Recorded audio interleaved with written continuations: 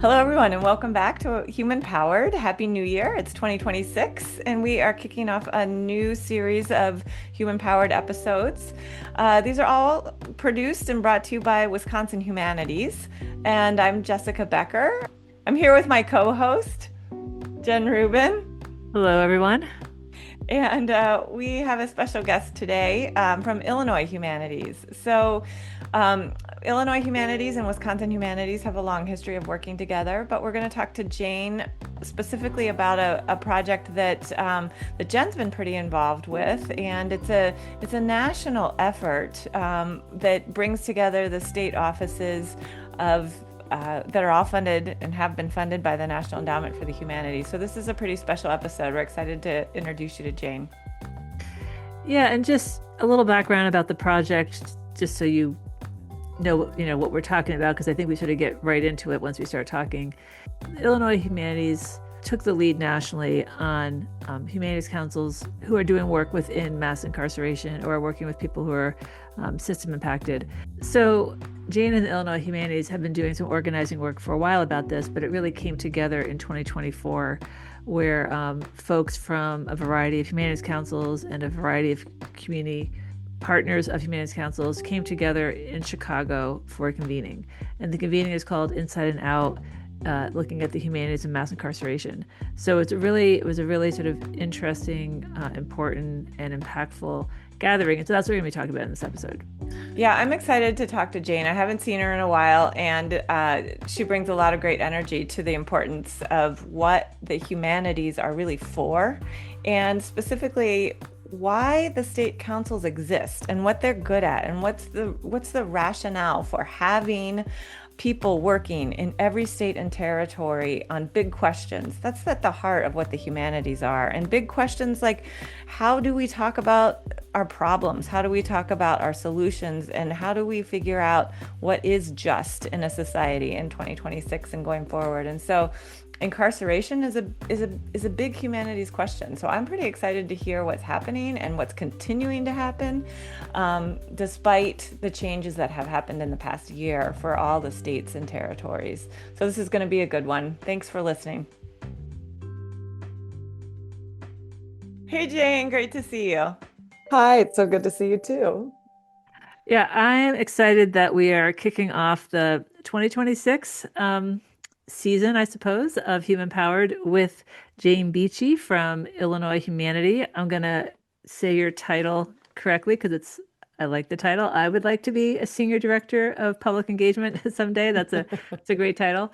And we're going to get into this in a little bit, but not quite yet. But one of the reasons why I'm so excited to talk to you, Jane, is because of the work that you were part of spearheading nationally of humanities councils really engaging with this crisis of mass incarceration. So I feel like we have a lot that we can talk about with that. But I think before we get into that, we should let people know who you are. How you came into this work, whatever you want to tell us. Yeah. So hello, I'm Jane. I've been working at Illinois Humanities for 11 years and some change now, so a fair minute. I came into that work by way of kind of producing and curating lots of different things, but primarily a space called Salon-a-thon that is a home for underground, emerging, and genre-defying art. And have just always been really, really interested in ways of bringing people together to try to really see and hear from one another in genuine ways, because I think when exchanges like that happen, it's transformative.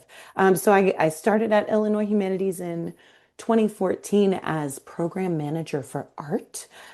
We were sort of structured differently at the time around focus areas. And then um, my work, like the work of all of us in the humanities, has been so interesting and ever evolving. And has had so many different chapters to it. But I would say around 2017, Illinois Humanities had an amazing opportunity to do a citywide initiative about the impacts of mass incarceration. And um, I became very involved in that. And as it happens, like at the exact same time that those impacts were showing up in my own life and relationships in new ways. And then it has just kind of deepened and widened and grown ever since then to 2026. Yeah, that's awesome. It's been nice to sort of have this parallel of as Jen came on board and we started doing more at Wisconsin Humanities with the with folks who have been or are incarcerated and working to bring that to light, knowing that our neighbor in Illinois and sister organization really had that as a priority, and so we've been able to work together. But other councils, other state offices also have a history of doing some of Mhm. this work. I know Hawaii, for example, has a long history of working in Mhm. incarcerated spaces, working in prisons. What have you found in in getting out there and yeah, across the country? Well, it's been so interesting because, since Illinois Humanities got that first big grant in 2017 and started really diving into this work, a couple things have happened. One is that people surfaced, like Rob Chang from Hawaii Council for the Arts, who was like, wait, I've been doing this for decades. You're doing it too? And then also that we just started to kind of like catch wind of or notice other humanities councils kind of maneuvering in this space. And then third, there were people from other state and territory humanities councils reaching out to us to go, how are you doing that? Like, how are you getting away with it? Because there is this sense that, like, well, I mean, maybe in 2024 and before that, there was this sense of like fear about maneuvering or having overtly political, conversations and stuff like that. So, all of those three things certainly heightened our awareness that like we're definitely not the only council interested in this conversation or maneuvering in this space. The more I dig and dig, it's like pretty much every council has in some way at some time, really by virtue of like the edict and the reason that we exist to like have, the humanities happening in all communities in our states. Um, like there's so much more happening in this seemingly niche world than one might have thought at first glance. I was thinking about this in relation to something else I'm connected with, but just how, um, like any good, impactful effort, not to have a little Jane appreciation session here, but like needs a good organizer. And I feel like one of the things that you did that I thought was so useful, you sent out that first survey is like, who's doing this? And I was like, oh my God, I'm doing this or whatever. And you're just right away with everybody, like setting up a meeting and like getting to know like who you are, what are you doing, what do you want to do. And so I feel like you just sort of built so much like trust and engagement with people. So like when this very diverse group of people, came together for the convening, like we all came into it with really good energy, and like I appreciate how you pulled that together, and that Illinois, I guess thanks to the Ellen Foundation, like had this staff time space for you to do that. Um, I don't think we would have gotten as far, as we did without that. It is a pleasure to learn from other people, and um, it's been really a joy and a gift to get to be part of this group.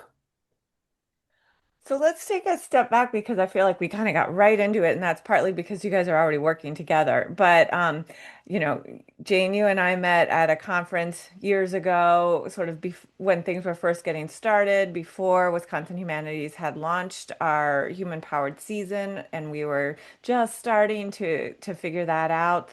I'm referring to the second season of Human Powered that really has a very particular focus, and that is how the humanities are happening, how different programs are bringing the humanities to people who are incarcerated, and how that impacts their individual experience of life, but also how it impacts our state. Anyhow, that's how we first started talking, and that was years ago now. And now things are in a different place, and you've referred to this convening. So I know that that is ongoing, and that's pretty exciting considering all of the uncertainty in the world of the humanities and the National Endowment for the Humanities funding. But Mellon has been a consistent partner, which you mentioned. What is happening? What's this convening? Tell us more about that because I think it's really under the radar in terms of the general public's understanding. Yeah. So, I mean, with huge thanks, yes, to the Mellon Foundation for not just the support of this convening and Inside and Out, but um, kind of like its openness to us thinking expansively about like what needs to happen here. So the first step in that, for us was to create a planning committee. Um, so that again, we weren't just deciding what was important and then telling people to show up for it, but we were figuring out collectively what was important. And it was really important, like a core value of our work at Illinois Humanities through our Envisioning Justice program, but also through this national work has been um, to include to center the experiences and perspectives of people who are directly impacted. So it was important to us to have not just council staff members, but also community partners.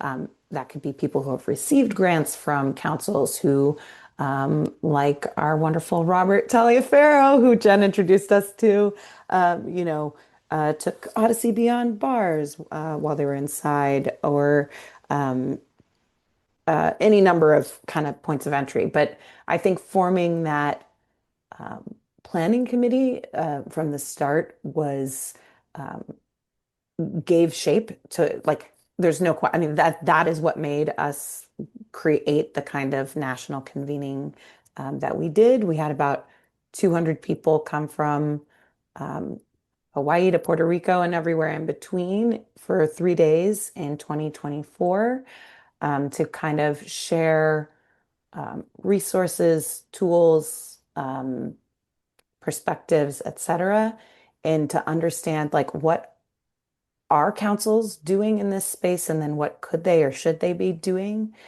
Um, and um, it was clear from that convening that there was so much momentum and actually like desire to like build more around of this world.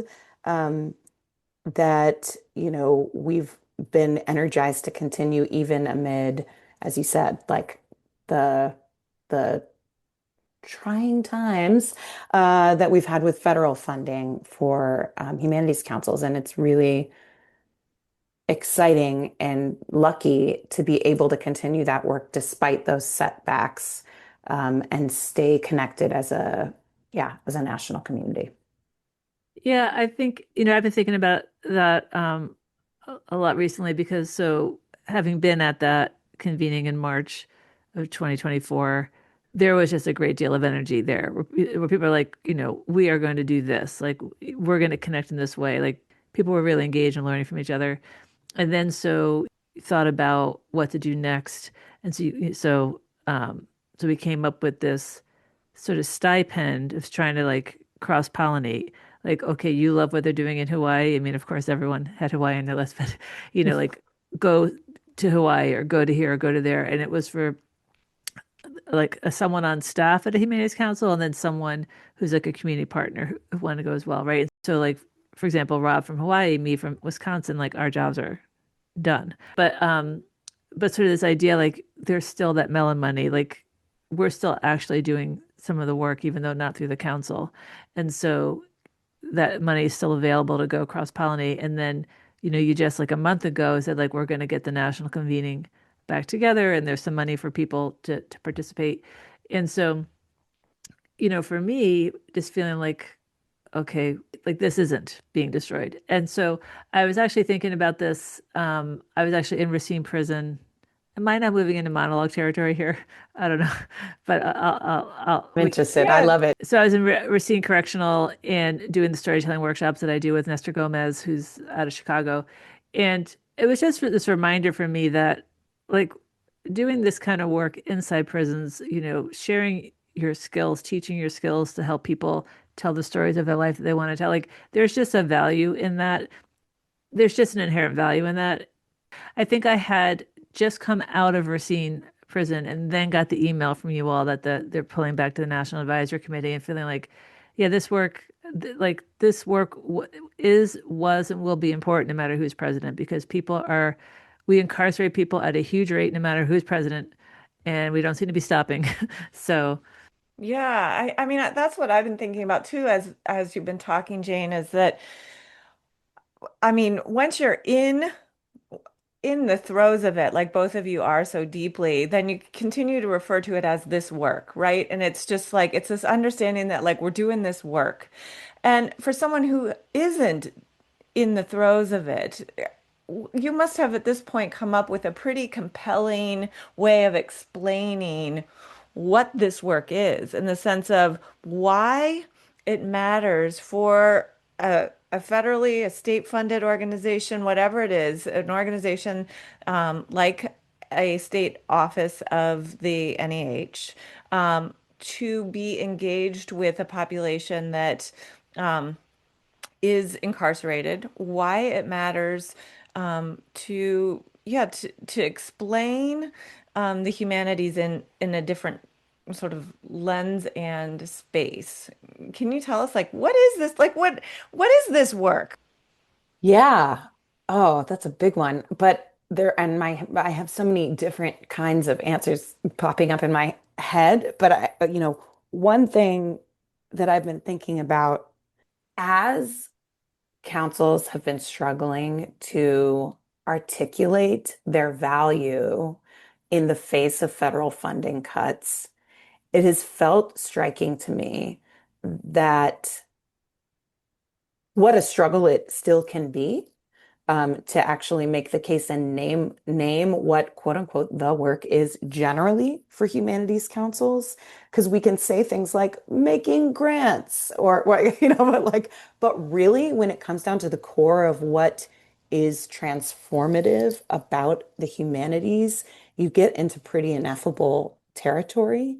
But what has been striking to me is that actually where humanities councils are maneuvering in conversations about mass incarceration or inside carceral facilities, some of the clearest, most crystal clear examples of the impact of the humanities show up.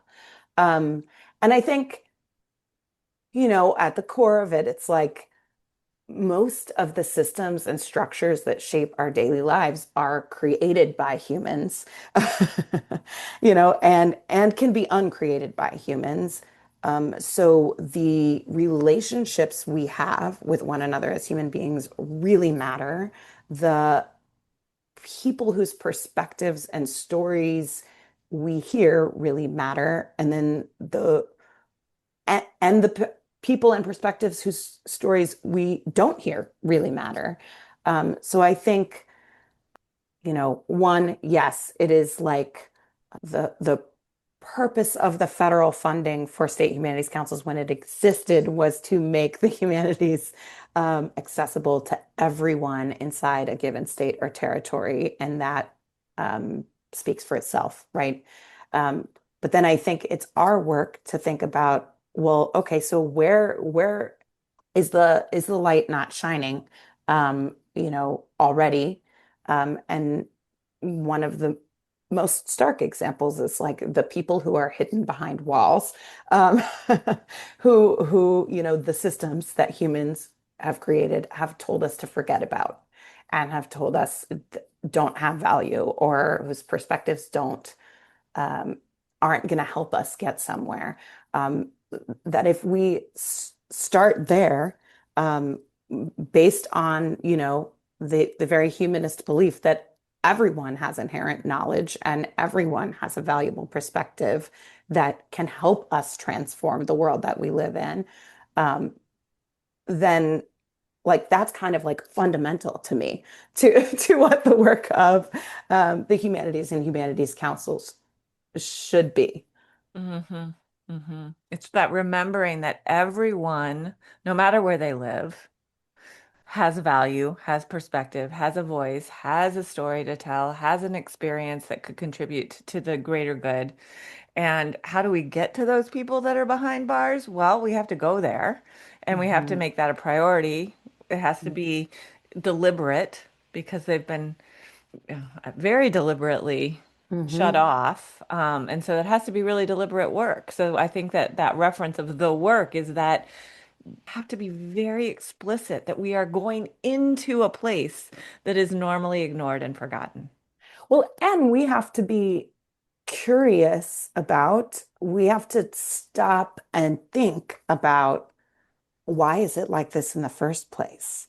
You know, a lot of the work that we do at Illinois Humanities through our Envisioning Justice program is that kind of work, right? It's we do less, you know, ourselves, like our grantee partners do a lot of programming on the inside, but Illinois Humanities itself um, does a lot more work um, with our partners that looks at kind of like, why is it like this? And what could it be instead? Or what can we learn about where we are and how we got here? Like we're not encouraged to actually stop and think about it. We're, you know, it's so fundamental, as James Sturm from the Center for Cartoon Studies, who was a who came to the 2024 Inside and Out convening as a community partner of Vermont Humanities, would say he, you know, he's created a graphic novel actually. Called Beyond Punishment that includes uh, a few stills of the convening in it, excitingly. But you know, it goes all the way back just to the concept of punishment and why do we I mean, like really not to go, you know, way too far into the wormhole, but I think it's both about um, going to the places where people are impacted, like you said, and ensuring that everybody's um, voice and value is, you know, brought to the table. I guess what's the table? I don't know, but uh, but it's also like just continuing to be like, why? You know, that's what the humanities do. We really Yeah, ask yeah. questions. Why is it this way? I mean, I think that's a really nice, actually. I love that explanation of what the work is because that's also personal work, right? It's being willing to ask that question, why are our systems the way they are? And why are we living with these sort of unexplored assumptions about things that have been in place for so long that we're stopped asking the question, right? And that is ultimately what these state offices were founded for, right? That was the initial fundamental, like extremely radical idea in the very beginning. I mean, it was only 50 years ago, but it feels radical now, right? Is that like to have a functional democracy, we have to be um, able to get together and talk about the structures of our society and debate them and have the skills to ask these questions. And so, in some ways, um, these are really basic conversations for humanities councils to address, and so it shouldn't be quite so like tiptoey around, right? Like this is what we're here Exactly. for. Strangely, it seems now Wisconsin Humanities chose at that juncture when each state got to decide how to structure their state office. Wisconsin specifically wanted their programming to be about taxation and wanted people to start talking about taxes and what they were for. Every state got to sort of pick a topic that was how they were going to use that federal funding for the betterment of society. What are we going to talk about? And in Wisconsin, we decided we were going to talk about taxes. I mean, it just sounds so dry and weird right now, Yeah. right? But when you think about it like that, how we enact justice is fundamental, a fundamental conversation, right? To Yeah. what the humanities do for us. Yeah. And you know, it's making me think of us of a story, anecdote, that the week that Doge, announced that federal funding was, over for state Blown up. humanities councils, blown up. Use it, whatever term you'd like to use. Suddenly gone. Um, One of our amazing community partners in Illinois called me, Ronaldo Hudson. Jen, you might remember him from Inside and Out, convening in 2024. He co-hosted the sort of showcase the Oh first yeah, yeah, yeah, night with yeah. me. Where, Yeah. where you, where everybody had their own song that like danced them on the stage. I love that. Yes, walk-on music. You got to have walk-on Yeah. music. But he called to check on us, to check on Illinois Humanities, which was so thoughtful. He's now the education director for Illinois Prison Project, but he spent more than 3 decades incarcerated and at least about a decade of that time on death row. And he is just an amazing, charismatic force of like love and joy and enthusiasm and encouragement against, what would seem all odds. But so he called to check in, and he was kind of like pumping me up, being like, you know what? You can't let this scare you. And it doesn't scare me. And let me tell you why. Do you want to know why? And I'm like, oh, of course I want to know why. And he's like, because I spent, more than 30 years inside of a place that wanted me to believe, that I was not free, right? And he said, this is what the humanities do, right? They help you see yourself inside of a situation. They help you see the situation around you. They give you a map and they give you a key. And once you have a map and you have a key, you doesn't matter what anybody else says, you can be free. And those, I mean, I'm paraphrasing, but I was like, yeah, that to me, the work of like, what is the humanities doing in the space of mass incarceration, or what do like people impacted by mass incarceration have to gain through the humanities? Like Ronaldo just summed it up for me in that one phone call pretty well. and and what they have to give back. Like, Yes, yeah, yes, he called you to give yeah, you this little pep talk. That's beautiful. yeah. Given the kind of existential juncture that humanities councils find themselves in, I'm really, really fascinated to work with this National Advisory Committee, which comprises, you know, people who are currently still staff members at councils, people who, like Jen, you just mentioned, like Jen and Rob, are don't have their positions at their councils anymore because of the loss of federal funding. Folks who are community partners who we met, through this work a couple years ago, but like maybe now they're off doing their own thing. So it's going to be a really interesting amalgam of people and perspectives, but we do really want to keep a focus, among other things, on this question about what can councils really Right. do in this space? Because also councils are fighting for their own existence. And as I said before, I think this is one of the areas that paints the clearest picture Mm. of the value that state and territory humanities councils have to their communities. So I think there's kind of, while there's more ambiguity, there's also like a really meaningful opportunity here. Not just for advancing work that like addresses the crisis of mass incarceration, but also for kind of advocating for humanities councils as a whole. Maine is a really interesting example, because when federal funding cuts happened, at least according to our wonderful colleague Megan Reedy there, um, Maine Humanities has leaned in even further to its work inside um, prisons. Instead of like, I think in some other instances that was, you know, those kinds of programs were like cut or curtailed, but Maine has kind of really like doubled down, which is yeah, really encouraging. Yeah. Well, thanks again.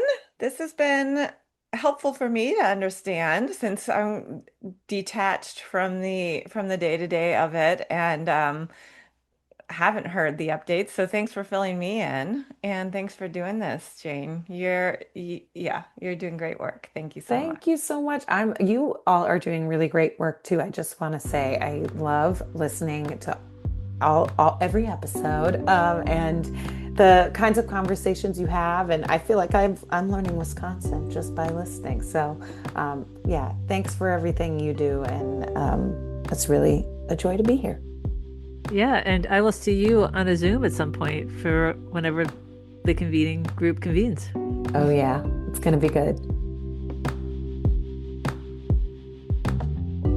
Well, talking to Jane just has me excited about what's coming next with pulling together this group to plan the next convening, my going to Maine. I think I just find this such exciting work, and I'm glad I still have some of it to do in the coming year. So I appreciate that. And if you have come late to Human Powered and you haven't listened to season 2, which is the season that we called Humanity Unlocked, and so you're really looking at how can humanities be useful inside prisons and as people re-enter their communities after prison. I really recommend it. I think it's just a fabulous season. So we'll put that in the liner notes. Yeah, check it out because you'll get 6 episodes with real people talking about real work that's happening and their real experiences with the humanities. So enjoy that, and we'll be back in a couple of weeks with another great episode. Thanks for being here always, and have a great day.